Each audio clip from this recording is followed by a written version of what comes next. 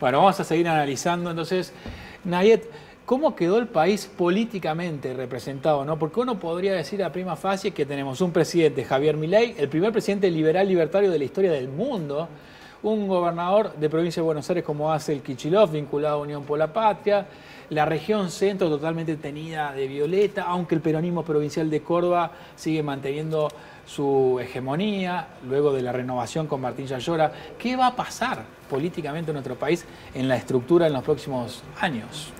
Se viene una transición que va a ser compleja, se viene un escenario de gobernabilidad para Javier Milei que va a ser complejo.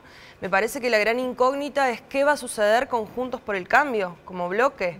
Si se van a comportar como bloque o cómo se va a expresar esta fractura que estuvimos viendo en el último tiempo en el Congreso. Hoy Javier Milei tiene minoría en la Cámara de Diputados, en la Cámara de Senadores, donde tiene mayoría el peronismo. Sabemos que para gobernar hace falta poder pasar leyes por el Congreso y en ese sentido el comportamiento de Juntos por el Cambio y de los legisladores de ese espacio va a ser fundamental. Hoy todavía no queda claro cómo se están reacomodando como espacio de cara a lo que se viene. Tener en cuenta que anoche Elisa Carrió ya salió a tomar distancia y cómo a dar, no quiero hablar de certificado de función porque en política eso no se hace, pero sí habló de la virtual ruptura de Juntos por el Cambio, ¿no? Está bien que Carrió es un personaje muy singular, pero es una de las fundadoras de la coalición, ¿verdad? Entonces eso me parece que torna más delicada la situación. No sé cuál es tu voz, tu opinión sobre el punto. Sí, creo que la dirigencia está partida, ¿no? Así los votantes, ¿no?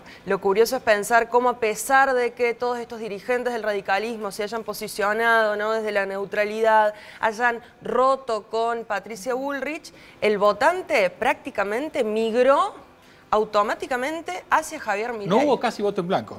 Prácticamente Muy poquito muy voto en blanco, 1,6%, y eso, bueno, era lo esperado. Sabíamos que iba a haber poco voto en blanco, no sabíamos bien para dónde iban a ir los indecisos, pero poco voto en blanco, lo cual indica que estamos con una ciudadanía que tiene un nivel de politización altísimo y que frente a esta encrucijada, ¿no?, se posicionó. Es un poco la tradición histórica argentina, un poco el voto en blanco bastante pequeño, ¿no? O el anulado, lo que fuera. Entiendo porque entre que los dos sí. no van más allá del 3%. Entiendo que sí, y que, bueno, además de eso ha sido un voto blanco. Octubre del 2001. No, claro, eso estamos en una pero fue un situación muy hecho muy especial. particular. Muy Esta vez particular. el descontento se expresó en las urnas. Sí, sí. Cosa que en el 2001 Duhalde había ganado Provincia de Buenos Aires, pero había un voto bronco, un voto nulo, un voto blanco en el 2001. En octubre del 2001, que fue contundente y anticipó la crisis de diciembre del 2001. 75% del padrón votó, ¿no? 75% del padrón, un poquito más, lo cual también está en una serie de mínimos históricos, poca participación electoral, un puntito, medio puntito más que lo que vimos para las elecciones generales. En Córdoba, si no me equivoco, particularmente acá bajó un punto la participación por los datos que estuve viendo. Entonces, lo que podemos ver es que Sergio Massa estaba confiando, ¿no?, en que un aumento en la participación pueda llegar a beneficiarlo. Lo que vimos es que hubo la misma cantidad de votantes y de electores y que lo que sucedió fue que simplemente se reacomodaron, ¿no?, en torno a este nuevo eje. Yo lo llamo como el triunfo del pacto de Acasuso, el pacto que sellaron Milei, Bullrich y Macri en el domicilio de Macri, donde uno especulaba mucho si casi el 24% de los votos de Patricia Bullrich obtenidos el 22 de octubre se iban a trasladar aritméticamente hacia la fuerza de La Libertad Avanza en el balotaje. Y uno estima que Patricia Bullrich sacó más de 6 millones de votos el 22 de octubre. ¿Y cuántos votos sumó Massa en el balotaje? Más de 6 millones de votos. Es prácticamente el 100%, un traslado que llama la atención. Lo lograron finalmente el cometido. Lo lograron finalmente y es, bueno, un poco lo que se venía diciendo de que los votos en definitiva son de la gente, no son de la dirigencia. Evidentemente toda esta serie de posicionamientos, no solamente de dirigentes políticos, sino también de organizaciones de la sociedad civil, no tuvieron una incidencia en lo que fue la intención de voto.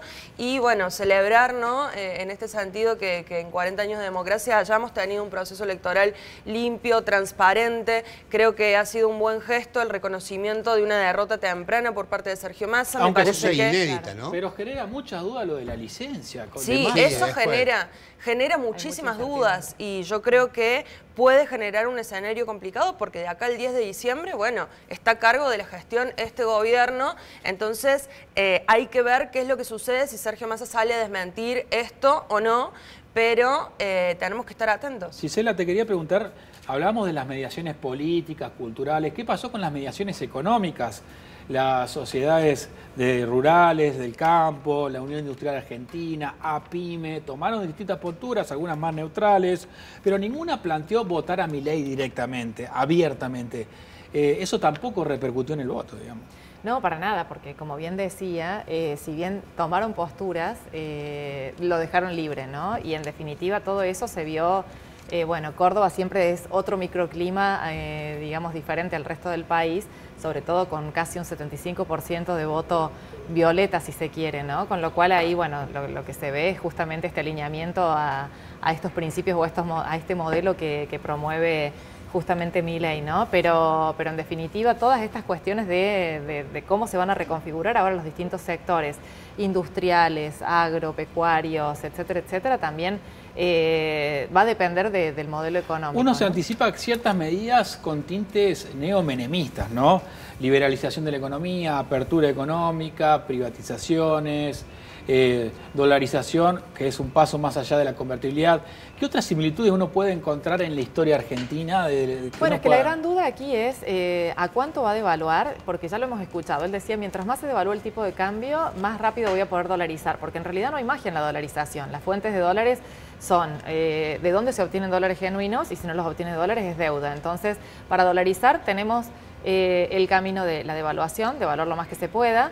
La otra, lo que vos bien decías, hacer lo que hizo Menem al principio para poder poner la convertibilidad, que es privatizar las empresas públicas que le quedan al Estado, digamos, llámese YPF, Correo Argentino.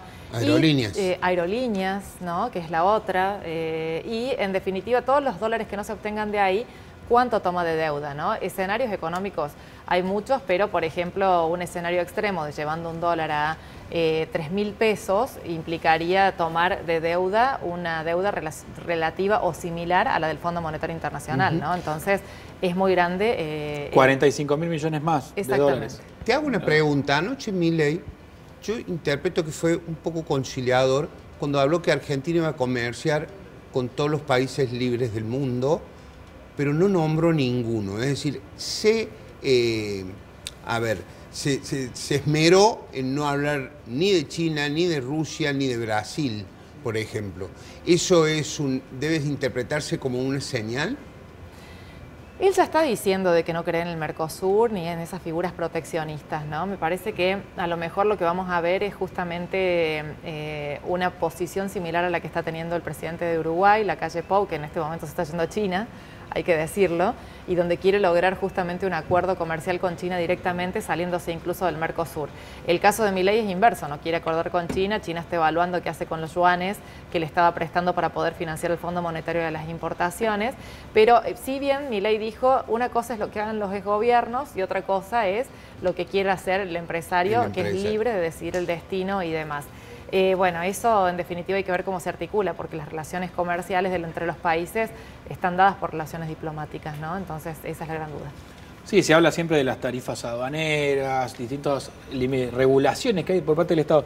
En cuanto a la política, Nayet, ¿cómo logrará la gobernabilidad Milei? Porque muchas de estas medidas o cambios drásticos, así textual lo señaló Milei anoche, cambios drásticos que necesita nuestro país, y no graduales, sino que rápidos, necesitan muchos de ellos pasar por el Congreso, donde no tiene mayoría propia ni en el diputado ni en el Senado.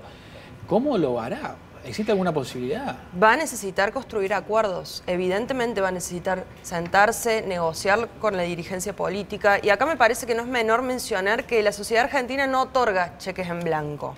Es decir, no tenemos que interpretar al caudal de votos que obtuvo Milei con una victoria muy contundente, como un apoyo completo e irrestricto a sus propuestas más radicales.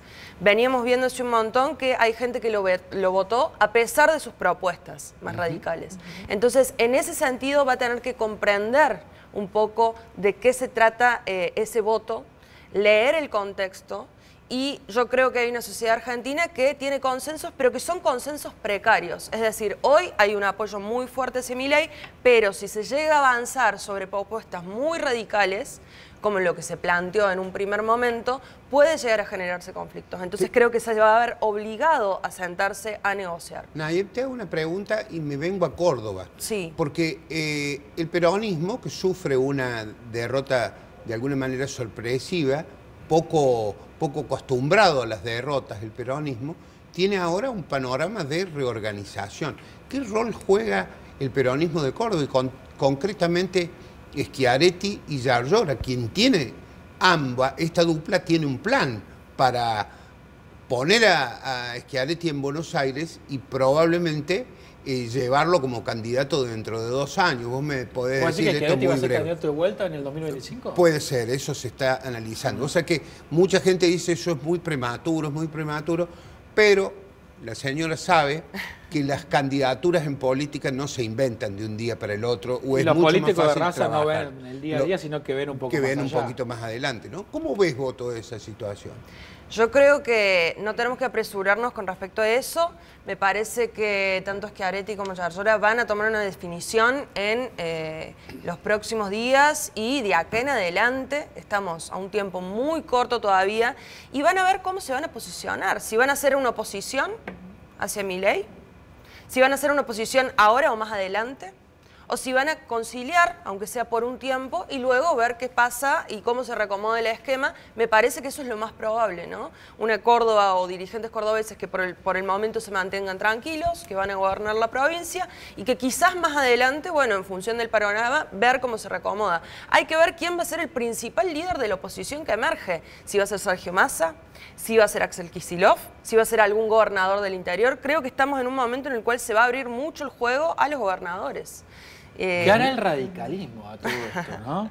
¿Qué hará el radicalismo? ¿Se sumará a la coalición de gobierno que aparentemente estarían conformando Macri, Milei y Bullrich? ¿O estarán apartados? Un sector se sumará y otro no. ¿Qué pasará con el radicalismo? No lo sé, creo que hay algunos dirigentes, pienso en Gerardo Morales, que fueron muy contundentes respecto a su postura. La duda es, bueno, si van a actuar independientemente como bloque o si va a haber como un nuevo Juntos por el Cambio de aquellos y aquellas que se manifestaron en contra de Milei y que hoy quedaron por fuera, ¿no?, de esta alianza. En Córdoba, Juez fue el primero, por pedido de Macri, fue el primero que se alineó con la candidatura de Milei, pero no pasó lo mismo con la mayoría de los dirigentes de la coalición en la provincia, porque Negri se mantuvo neutral, sí. Mestre siguió a Morales y trabajó con el sector de Massa, digamos, De Loredo también se mantuvo el con negrismo y el neutralidad. mestrismo no se sumaron a la movida de Macri. Y De Loredo porque tampoco se definió. Es verdad. Tampoco se definió. El principal problema del radicalismo es que yo lo veo debilitado, porque evidentemente, a pesar de los corrimientos que tuvieron, no hubo un caudal de votos que los haya acompañado, ¿no? Entonces creo que están en una posición, en cierto modo, políticamente débil para negociar, pero por otro lado, las bancas que pueden llegar a tener en el Congreso, que debería revisar un poco ese número, pueden llegar a ser definitorias para la gobernabilidad, para lo que pase de ahora en adelante en la Argentina, y muchas decisiones van a tener que pasar necesariamente por el Congreso. Muy bien, muchísimas gracias Nayib, Gisela, muchas gracias por participar de la mesa. Placer. Ha sido un gusto realmente, la verdad que todavía esto recién comienza, esta película recién se está poniendo mal. ¿Por qué me mira? ¿Va a tener usted cama adentro acá? Sí, ¿Quiere que a yo la tenga chica le digo, muchas gracias por hoy, Eduardo, ya venimos a la pausa, ya volvemos.